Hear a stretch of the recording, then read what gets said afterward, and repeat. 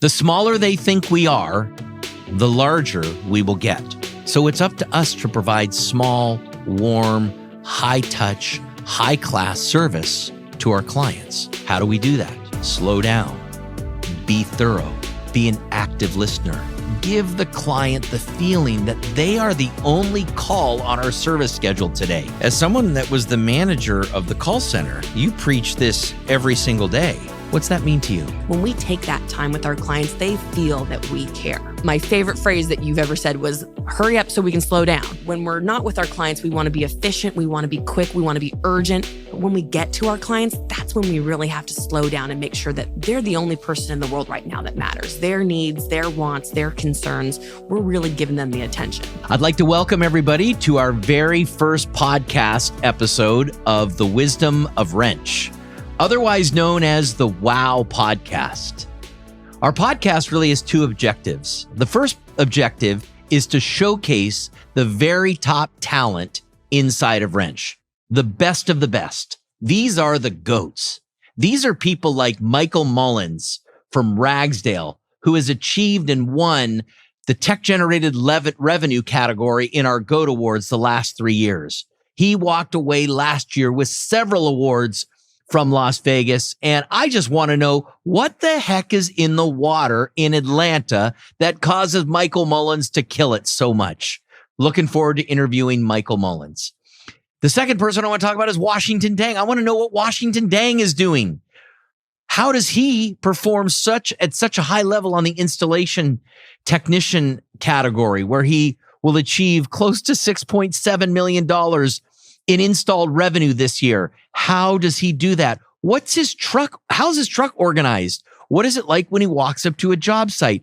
What time's he getting home at night? How does he perform at such a high level? Another person is Acacia Newbon from Parker & Sons. This year, she's on track to do $9 million. Did I say that right? Yes. $9 million in sales recovery. Holy cow, Casey. How in the world are you doing $9 million in sales recovery? We want to know. We want to know about Casey, Washington, Michael, and many other GOATs that are out there. We want to know what your success habits are. We want to know how you overcome adversity. We want to know how you keep yourself motivated. Those will be the number one objective of this podcast. The second objective will be to build culture inside of Wrench, documented culture. And the way that we're going to do that is through what I call common service language. This is truly the first building block of building a culture. Why? Why does it come first? Well, we create our world by using language. We also change our world by inventing or adopting a new language. Much like the English language is our common and shared language in the United States, so too do we need a common language inside Wrench. That's how we're going to begin building this great culture, because culture is truly our only competitive advantage. Everybody can copy our guarantees. Everybody can copy our warranties. If we give a 5-year warranty, somebody's going to beat us and give a 7-year warranty. If we give 2 years of financing, someone will beat us and give 5 years of financing. No one can beat our culture. What is culture? Culture is the behaviors and attitudes that the team members inside the organization demonstrate towards each other and towards our client. That is the best definition I've ever heard of culture. The attitudes and behaviors of the team members inside the organization towards each other and towards the client. It truly is, culture truly is our only competitive advantage.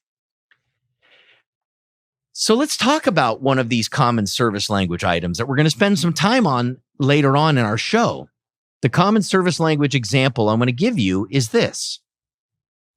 The smaller they think we are, the larger we will get.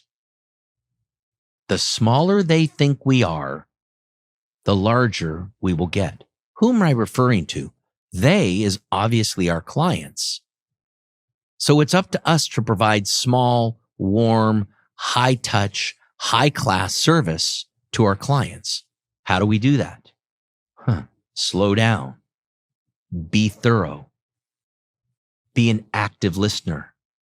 Let the client sit in the big chair and you sit in the small chair. Give that client the feeling that they are our only call on our service schedule today. Let me say that again. Give the client the feeling that they are the only call on our service schedule today. Give them that much time, give them that much attention, give them that high level of service. And the smaller they think we are, the larger we will get.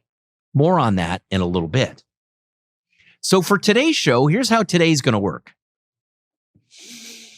I'm going to be in just a moment introducing my co-host at the GOAT Awards. Many of you are familiar with her. She's shown up on the quarterly videos that we sent out announcing who the GOAT leaders are. Like I said, she's co-hosted the GOAT Awards in Las Vegas the last 3 years. She'll be with me in Nashville as my co-host. Wow, she really holds me up, makes me look good. You're gonna meet Amanda Meyer here in just a second. How we're gonna do this is I'm going to actually have Amanda ask me a few questions to kind of begin introducing you all to myself. Who is Kevin Comerford? Why is it that he's doing this podcast? Why is it that he's up on stage at the GOAT Awards? Well, we're going to give you an opportunity to learn a little bit about me. I'm then going to turn the tables and interview Amanda. Do the same thing, ask her a few questions, because probably like many of you, I want to know a little bit more about Amanda. And then the final thing that we're going to do is we're going to expand on that common service language item that I mentioned earlier. I'm really looking forward to this. Amanda, let's introduce you. Hi, everyone. Welcome to my show. That's right. I knew it would be your show, Amanda. I'm just excited to be here, I have to say. I know. This is great. Yeah. Who would have thought, Amanda? We're doing a podcast. And you know what I was realizing? I've never really interviewed you in this capacity before. That's great. We do these award shows, we do these videos, and Yes. I'm realizing this is really going to be the first time that I interview and really ask you about your background. Well, I'm excited. Yeah. I'm excited. Let's have a good time with it. Let's go. Okay. So I know you have pretty humble beginnings. Tell me about Chicken Alley. Yeah. So I grew up in Pleasanton, California. I grew up on a street called Chicken Alley. We had goats and chickens and geese and horses and cows. Some would say it was maybe a farm, but I always refer to it was more like a petting zoo. It wasn't an all-out farm. My sister loved animals, so my parents got her a bunch of animals, and I was the one that was ended up cleaning them all up. Learned really good at work ethic because we had to do that every day after school or Saturday and Sunday. But that was really where I grew up. I grew up in a very blue collar environment. My parents were small business owners. My dad's best friend was he owned a carpet laying business. My godmother was in the plumbing business.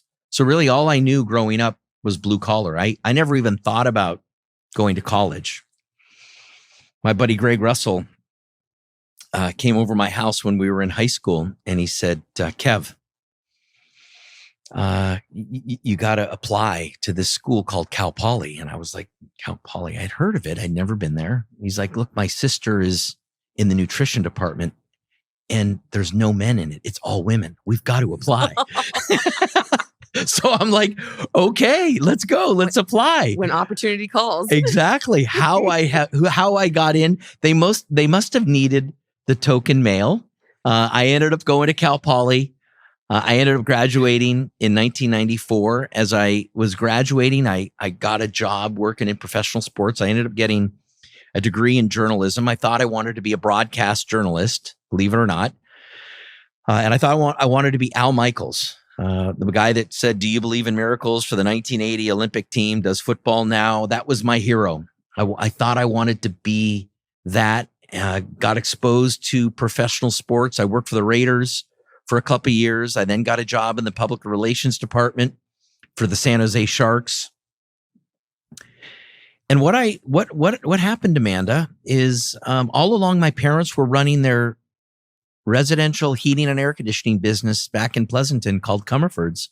And I was just watching. I was paying attention. My dad never pressured me. One day he said, "Hey, Kevin, would you be interested in going to a convention?"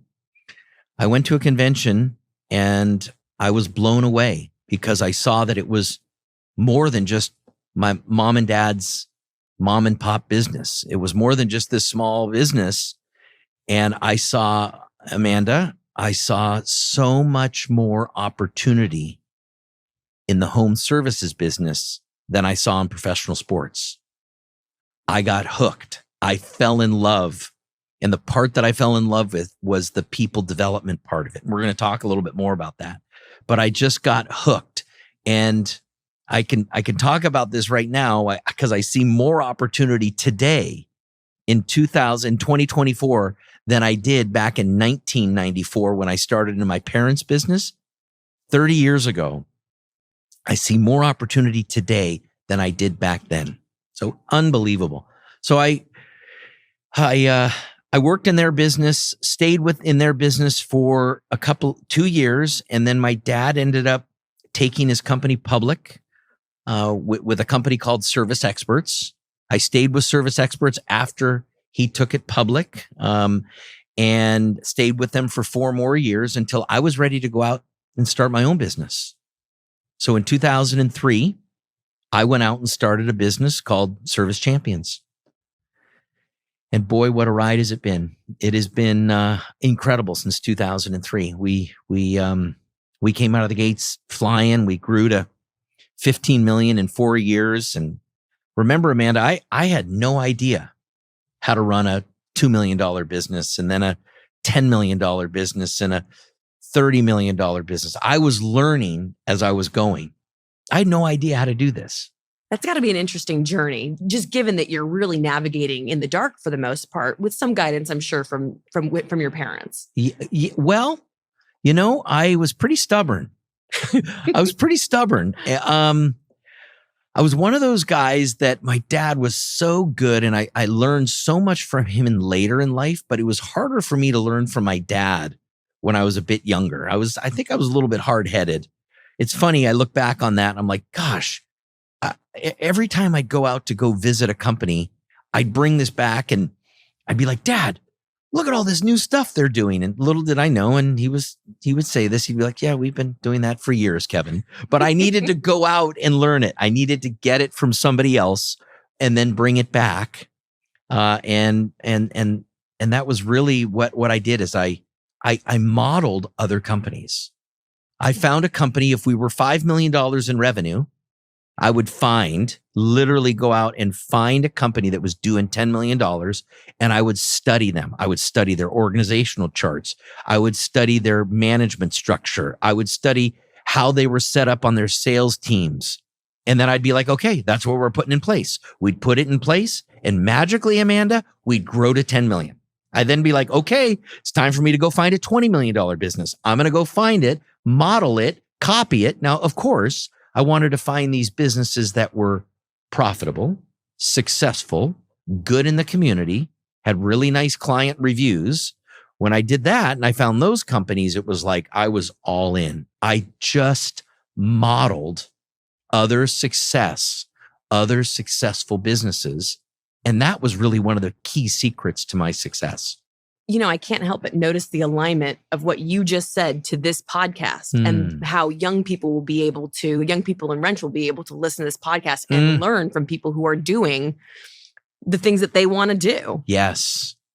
That is what our objective is. Our first objective, Amanda, is to share the insight and the knowledge and the success habits that these incredible goats have, with the idea that others will model it. Others will surrender to it. I like to call it surrender, because that's really what it is. It's like you have to surrender. I have to set my ego aside and be like, okay, there is another way. I need to maybe, take a few nuggets from this person, incorporate it in who I am and who my personality is. And then boom, look out, baby. More success ahead. The importance of being humble, for sure. Yes. When we talk about humble, hungry, and smart. Yes. More common service language to come. Sorry. Previews. Yes. I love it. Well, tell me a little bit about your family, because your family, I want to say your first daughter was born right around when you started Service Champions, right? So what's the journey been like with your family? Yeah. So I've been very blessed with the best home field advantage that a guy can ask for. I've got 3 beautiful children. I've got my oldest daughter, Emily, she's 23. My middle son, Brendan, is 20. And my youngest son, Landon, is 17. I've got a beautiful wife, Carolyn, who she and I have been married for over 25 years and just celebrated our 25th wedding anniversary. And she is a gift to me. She's fantastic, has been there by my side, incredible support since the day that we started, even those days where I was super nervous, wondering what the hell are we doing here? She was always there for me, backing me up. She's just been incredible for me. We love fitness. We love boating. We're sports fanatics. My daughter is really big into CrossFit. She's a CrossFit competitor. My wife was a CrossFit competitor years ago. And we're all really big into we have regular family dinners. We just love to be a family that connects, has a great time together. Boating and wake surfing and getting away to our cabin is really one of the things that we love the most. That's wonderful. Yeah. And I know you're very conscious about fitness. Mm-hmm. You preach fitness a lot, which is, I say that like it's a bad thing. It's a good thing. Yes. Now tell me how that ties into the home field advantage. How important is it that your family's aligned with you on that? Very big. I'm a believer that the number one thing that I have to do as a person, as a top performer, and many of you that are watching this, many of the GOATs, top performers, my number one responsibility is to protect my personal confidence.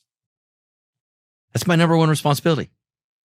So what I have learned what I need to do in order to protect my personal confidence is, number one, I need to eat right, because I'm a believer that your gut is your second brain.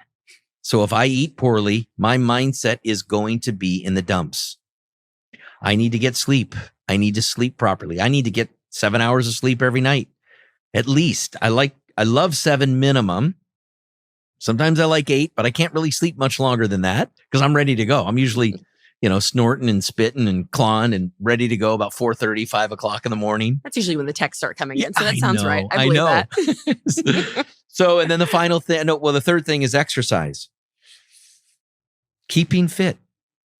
And it can be as simple as a 3 to 4 mile walk. Just move your body. I'm a believer that movement is medicine.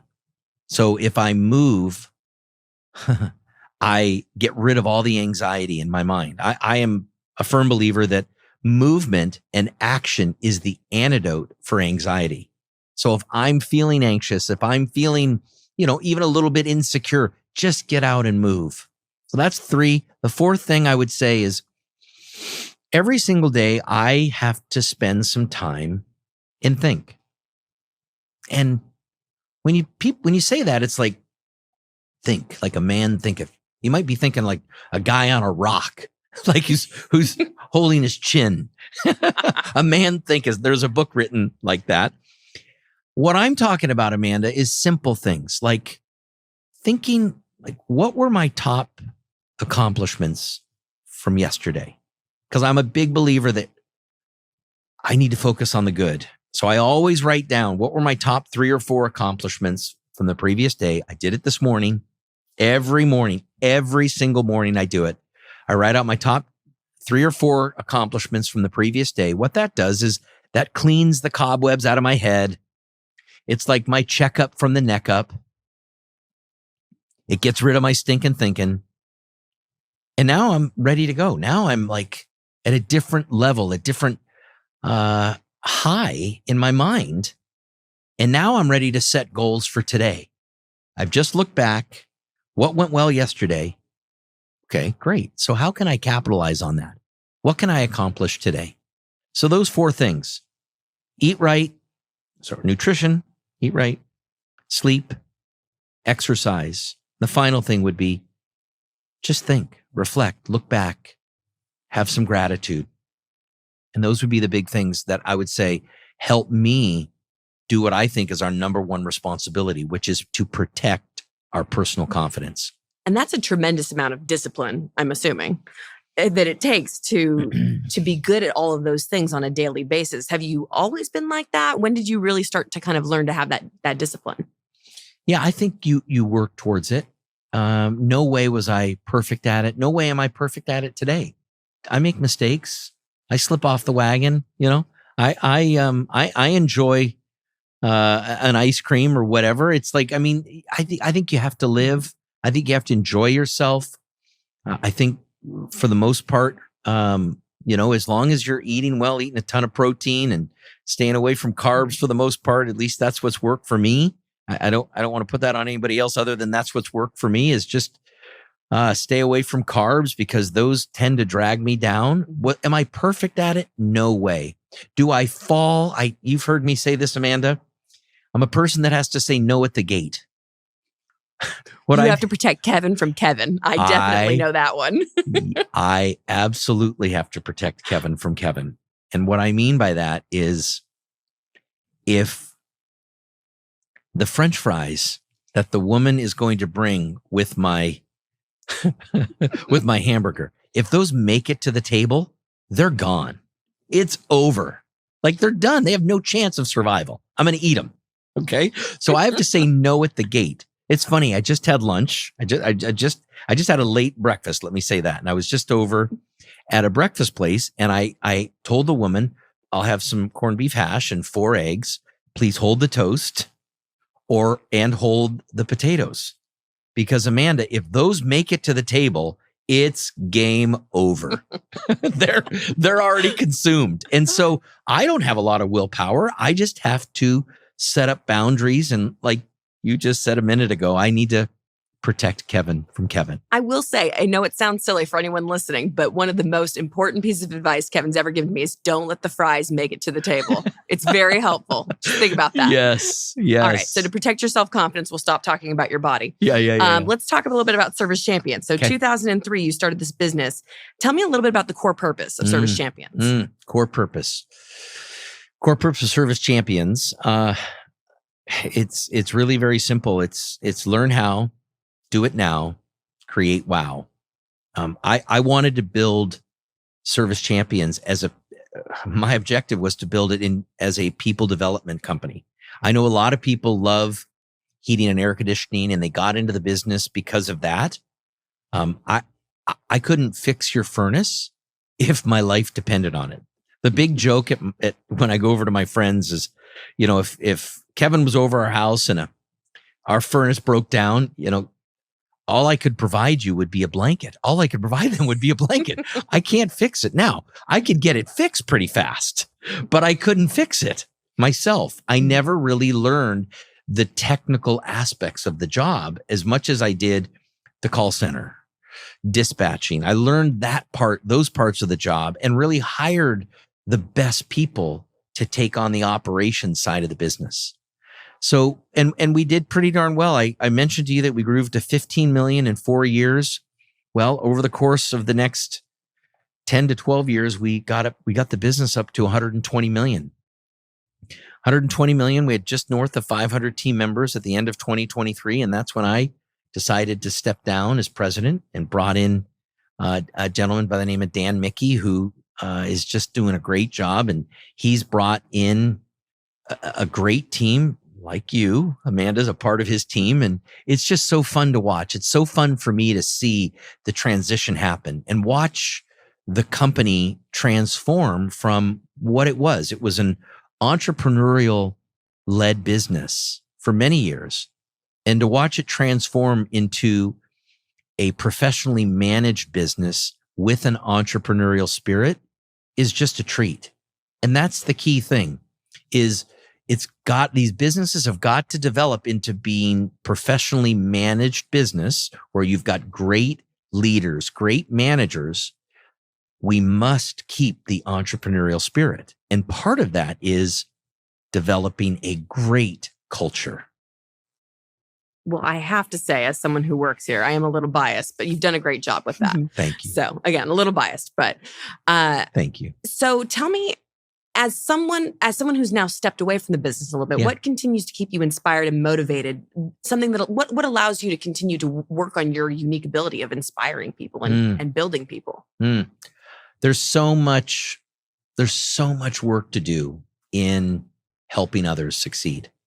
That's really my passion. It's a project that we're working on. My wife and I are working on at Cal Poly. We just invested millions of dollars to Cal Poly, donated this so they could build this new tennis center. That's actually the grand opening and the ribbon cutting is this weekend. Why? Because my wife and I have a passion, yes, for tennis. We also have a passion for student athletes. We think sports is such a great way for people to learn life skills. So we're investing money in that. This podcast gets me super excited. How can we influence more people inside of Wrench to be successful, to enjoy prosperity, to change their zip code? I love it when people change and upgrade their zip code. That to me warms my heart. And that is what I want to do more than anything else, is continue to inspire and continue to tell people and share the good word with people that, hey, there is more to be out there. There's more that you can achieve. And that's what keeps the fire burning, Amanda. I love it. Yeah. Going to be a lot of goats on here. And I know you like to be around winners. So yes, it's always good. Yes. Thank you. Any final words of wisdom, pieces of advice you'd like to give the listeners? So I would say more than anything else is the opportunity inside Wrench is there now more than ever. The opportunity inside the trades for someone that wants it, that someone that yearns for it. And Amanda, I was never really a good academic student. I wasn't. I was probably more of a C+ student all through high school. You did just say you went to college for the girls. So I believe it. You don't have to convince me. but I was never a good academic student. I wasn't.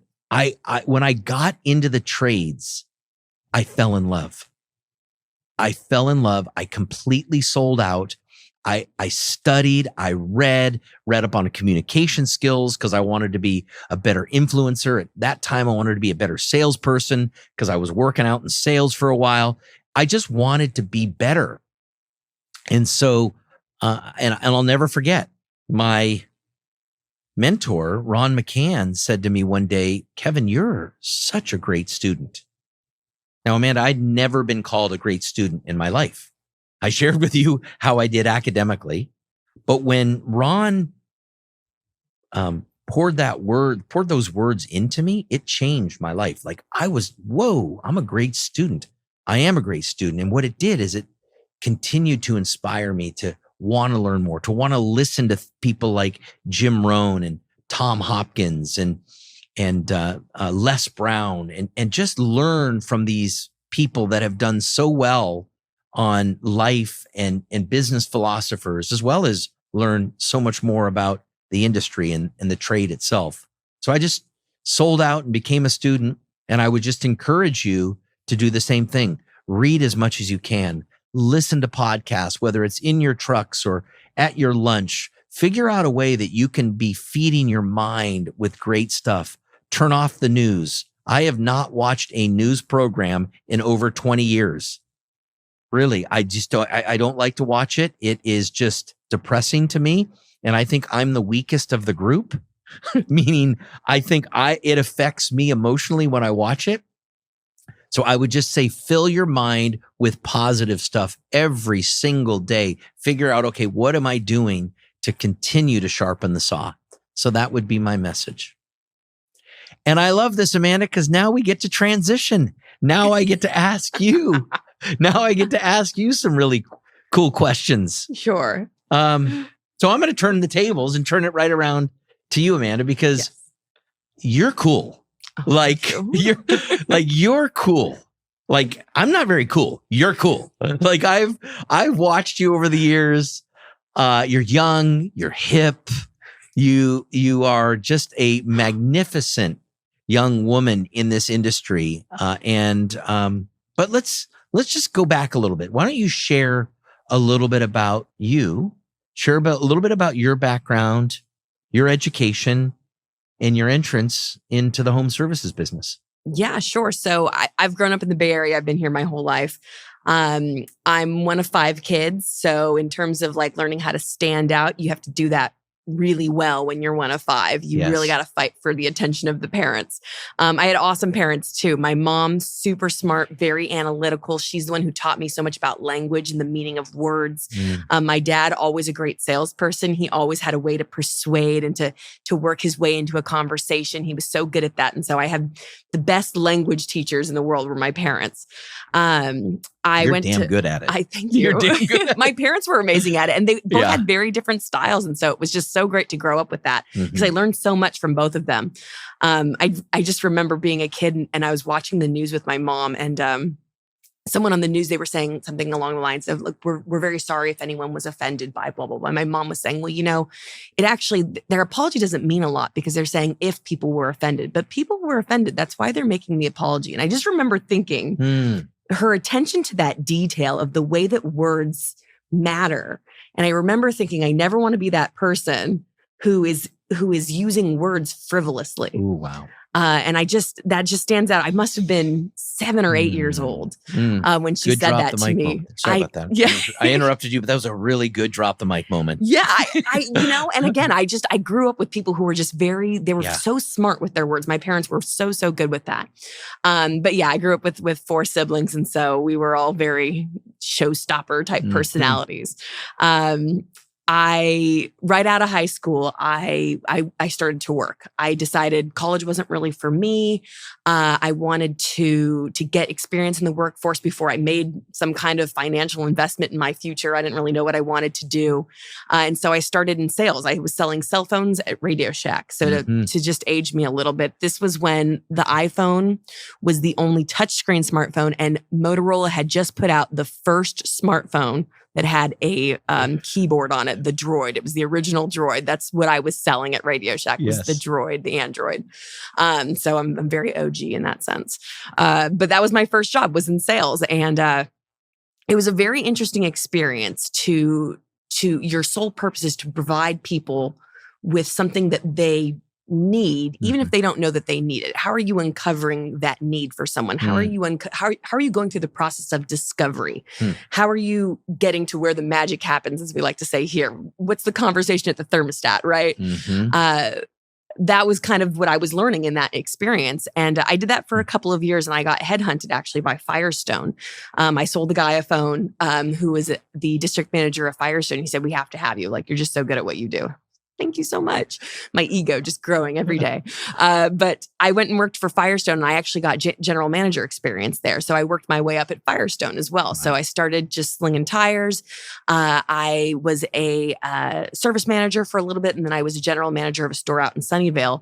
Once I was promoted to that position, though, I realized I didn't really like the district manager that I was working for at the time. One of the lessons that you learn in life is that you don't quit the job, you quit the boss. And that was so true at Firestone. Was I just wasn't happy with who I was working for.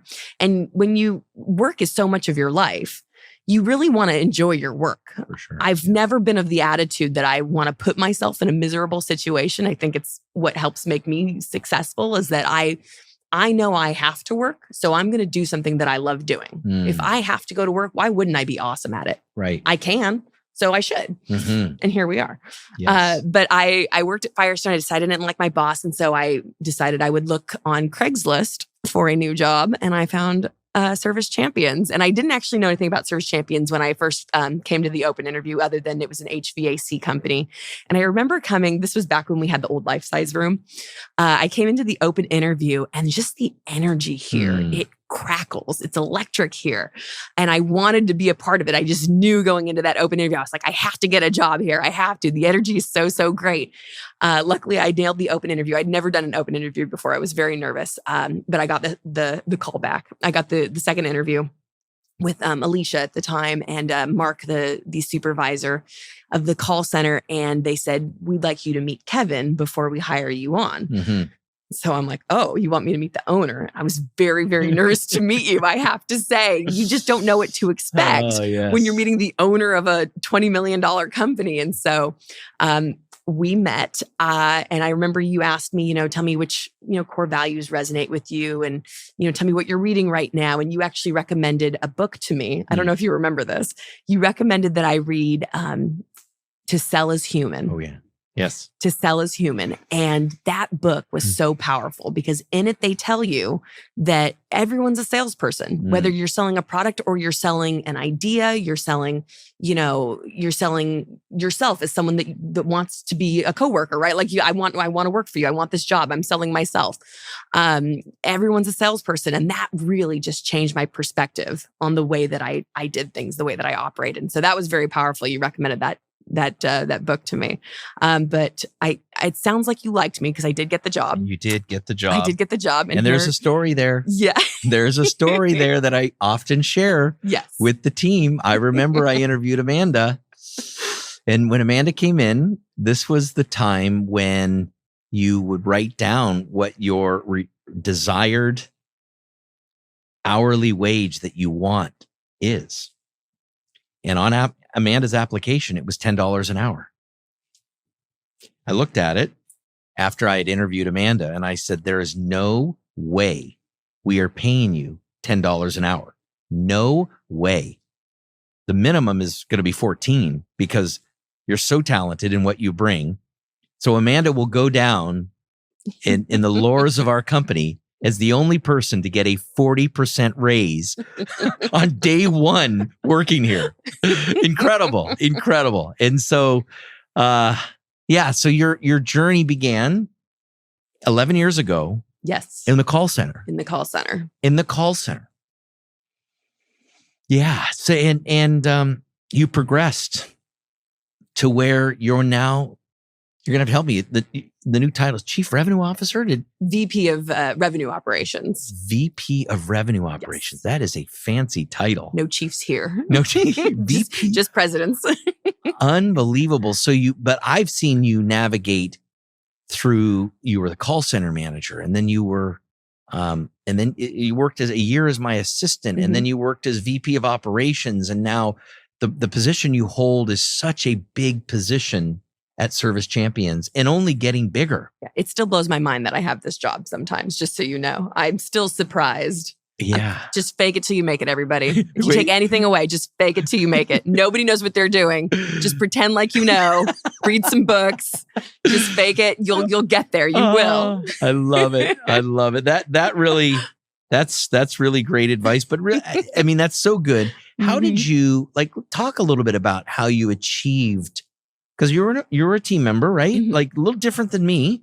I was an owner, and there's a lot more team members that are probably watching this. So what advice could you give to some of the team members on how you stood out? How did you navigate from the call center position? I really had to think about this because I knew you were going to ask me this question. And there's probably two things that I really did when I was early on in this job.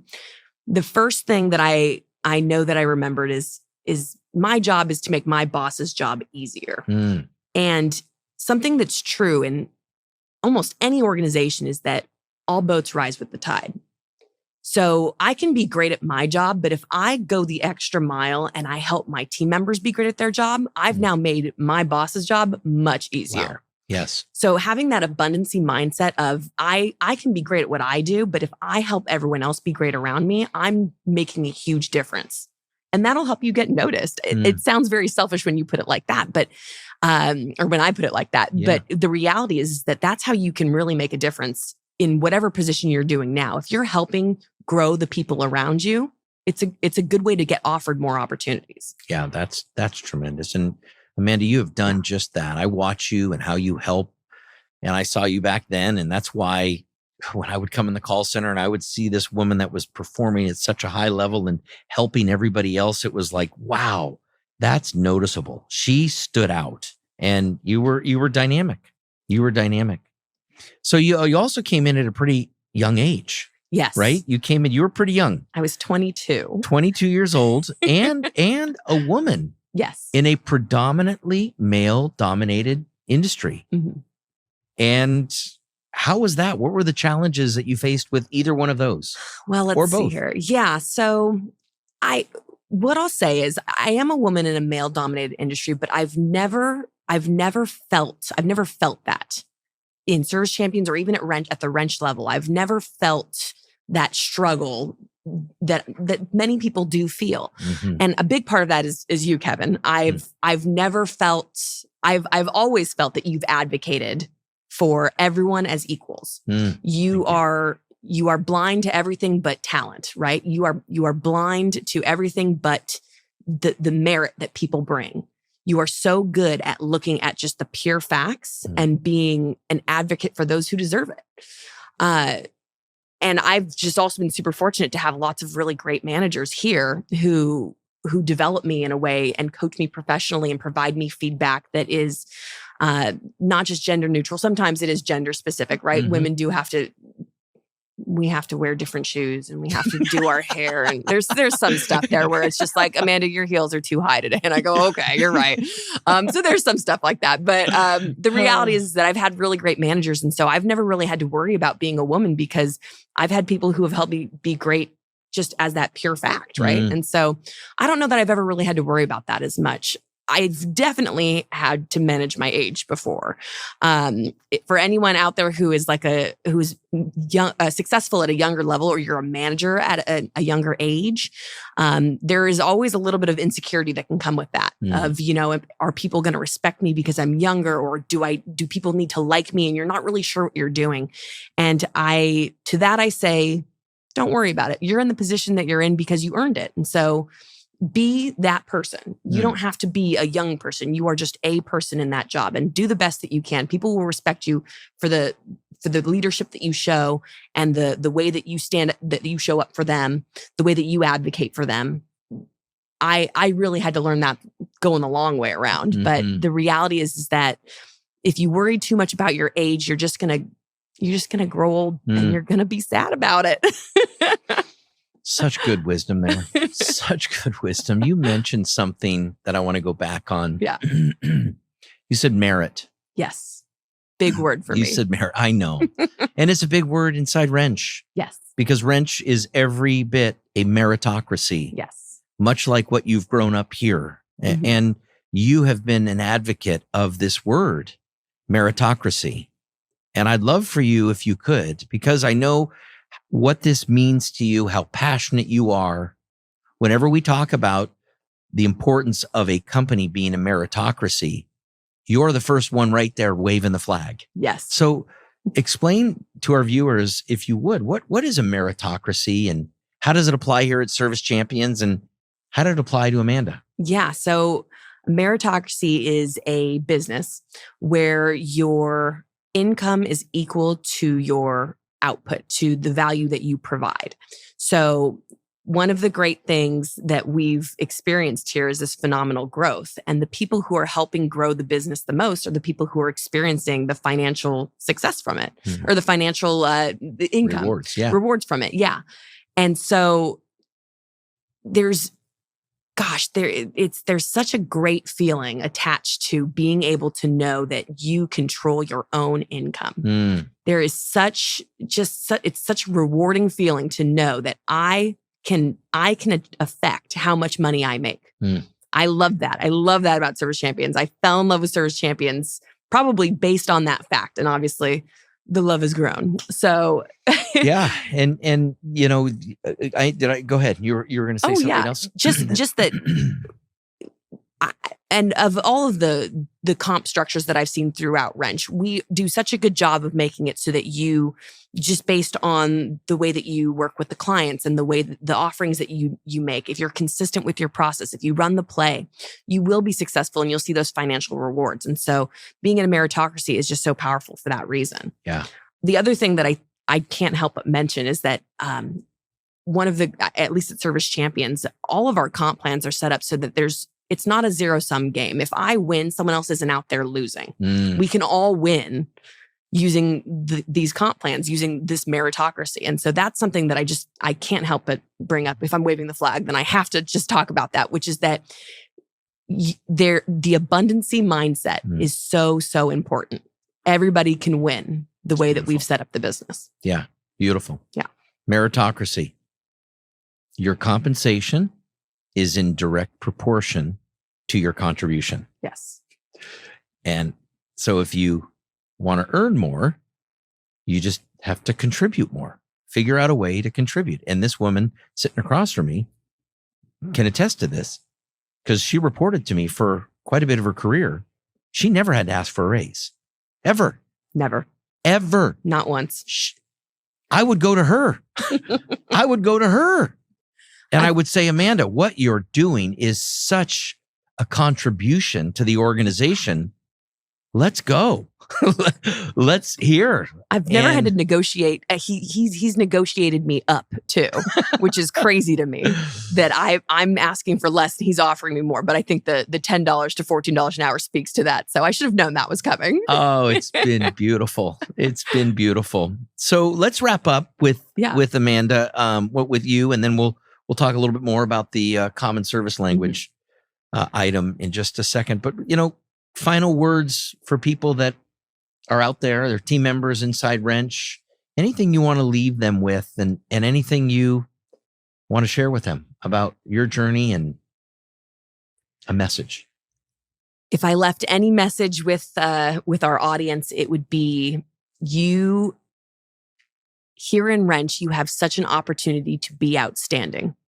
There are so many opportunities that are given to us within Wrench. And I know I sound like a fanboy. I know I sound like I'm a plant here, but there are so many opportunities. Wrench just gives us this gift every single day of being able to become more and be more.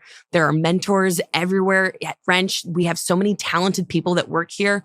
There are so many resources available to us here. And so if I could leave any message with our audience, it would be take advantage of those resources. They are there. People want to help you. People want you to grow. You just have to want it too. That's so good. Yeah. So good. I want to keep going, man. I want to still talk about you. It's time though. I'm a really good hype man, I have to say. And I'm going to turn this question back over to you about about this common service language item, because as someone that was the manager of the call center, you preach this every single day. And let me just reiterate the common service language item that we're really emphasizing today is the smaller they think we are, the larger we will get. Now, when I think of that, what first comes to my mind is this thing called emotional resonance. How are we creating this emotional tie to our organization for that one client so they only want to do business with us?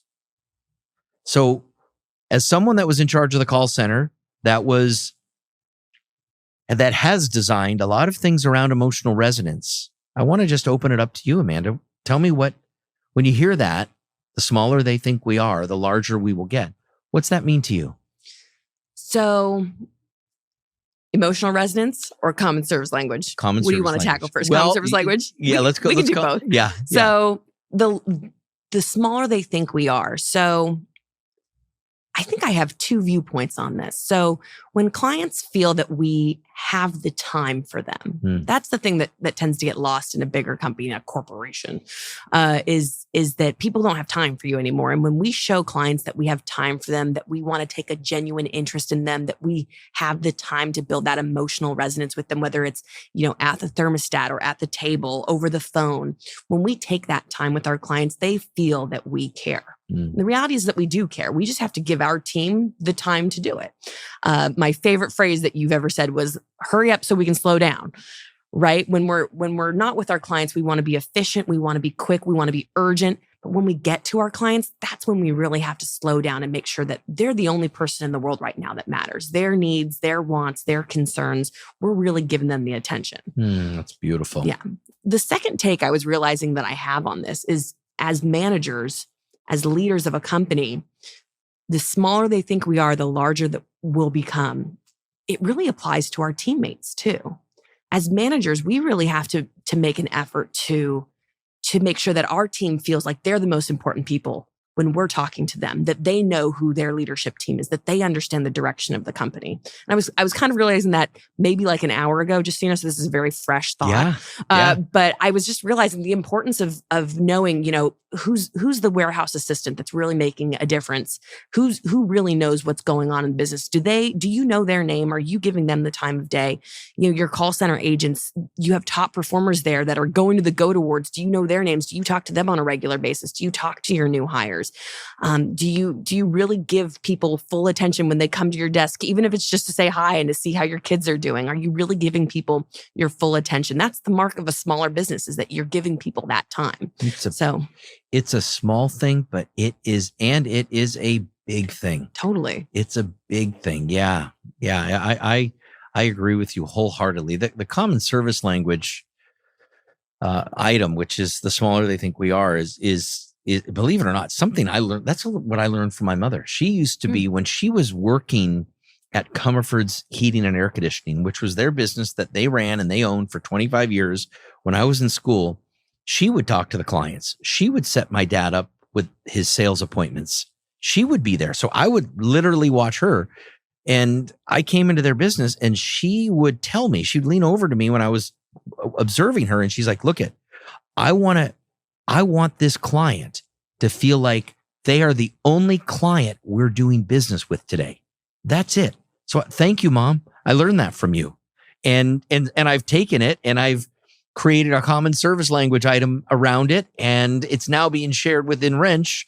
It is so powerful though. It was give that client, when you're on the phone with them, all that attention.